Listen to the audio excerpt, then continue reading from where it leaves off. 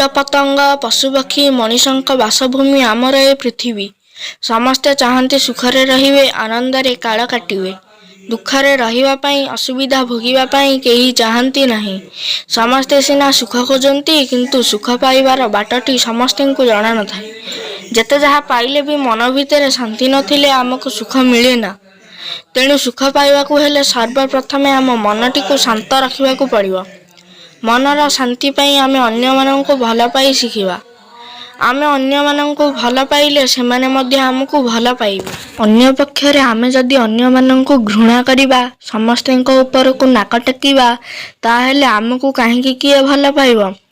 ଆମେ ଯଦି କାହା ସମ୍ପର୍କରେ ମନ ଭିତରେ ଖରାପ ଚିନ୍ତା ପୋଷଣ କରିବା, ତେବେ ସେ ମଧ୍ୟ ଆମ ପ୍ରତି ଖରାପ ଚିନ୍ତା ପୋଷଣ କରିବ। ଅନ୍ୟମାନଙ୍କ ସମ୍ପର୍କରେ ଆମ ମନରେ ଖରାପ ଭାବନା ଆମ ପ୍ରତି ସେମାନଙ୍କ ମନରେ ବିରକ୍ତି ଓ ଘୃଣା ଭାବ ସୃଷ୍ଟି କରିବ।